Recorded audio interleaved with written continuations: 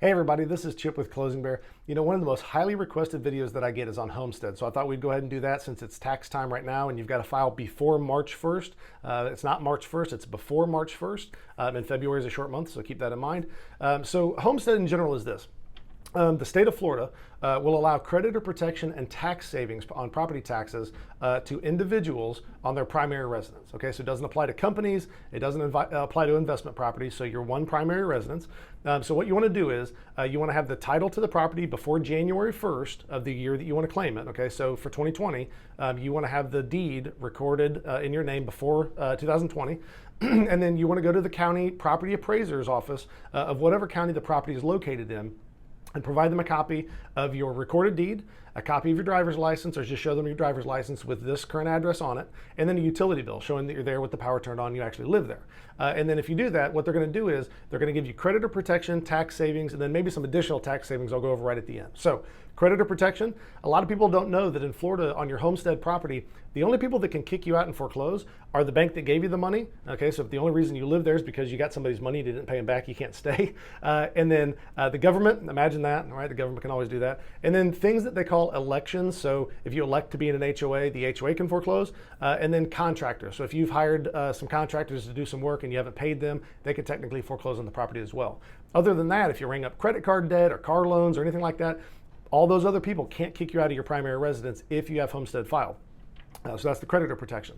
The second one is the tax savings. So there's a property tax savings of $50,000 on your primary residence that's homesteaded. And so based on your millage rate, usually between 16 and 18%, that should save you $800 to $1,000 per year, every year you own the place. So that's a great one. The other thing that not a lot of people remember is that your taxes on your assessed value, they can only increase a maximum of 3% per year if you have homestead filed. Sometimes you'll hear people say that it goes up 3% per year. That's not true. It's a maximum of 3%. So it's either the consumer price index number, that they call it the CPI, or 3%, whichever's lower. And most times that CPI is like 1.2, 1.8. It kind of varies a little bit, but it's a max of 3%. If you don't have homestead filed, that can be a maximum of 10%. Okay, so you got a 7% gap there that you can save by having homestead filed. So that's a big one there. The last thing that we cover, and we do this in every one of our closings, we try to educate your customers as much as possible, is what's called the Save Our Homes credit. And a lot of people don't know about this. It was actually filed in 2008. So if you're selling a property in Florida and you're moving to another property in Florida, if those are both your primary residences, or they're going to be your primary residences, whatever the just market value, so you take the just market value minus the assessed value, whatever that difference is, that number is a credit you can take with you in addition to the $50,000 homestead credit on your next primary residence in Florida. Okay, so if you're moving from Duval to Clay, or Clay to St. John's, or wherever you're going, or wherever, it doesn't matter. You can be moving from Miami to Jacksonville. Whatever that difference is, you can take with you in addition to that $50,000. So it's a huge tax savings tool. Think about it like this. If the $50,000 homestead credit is $800 to $1,000, for every $50,000 of Save Our Homes credit, you double that. Okay, so when we close people all the time that'll have $100,000, $150,000 in addition to that. So huge tax savings. Couple little caveats to that though. Okay, so you've got to file this form. I'm going to loop this form in for you. It's called the DR 501T form. Pretty easy as far as government forms go. It's basically where's the old house, where's the new one, and they want to know who's living there, and then sign it. Okay, so pretty easy as far as that goes. And then you've got 2 years from January 1st of the year you sell to file that. So that part can be a little tricky. So if you sell in 2020, you've got until December 31st, 2021 to file that with the county that you're moving to. Okay, so make sure you do that. If you don't do that, you lose that whole credit, whatever that is.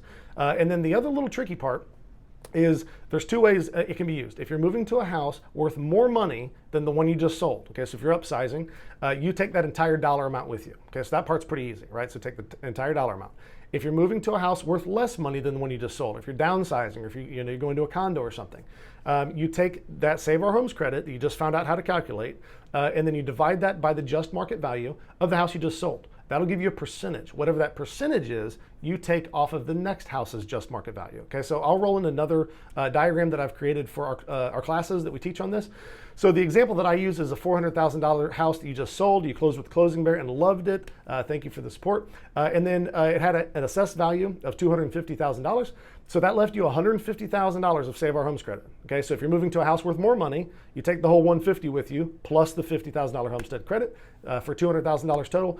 If you're downsizing, you just take that number, $150,000 minus $400,000. That gives you that 37.5%.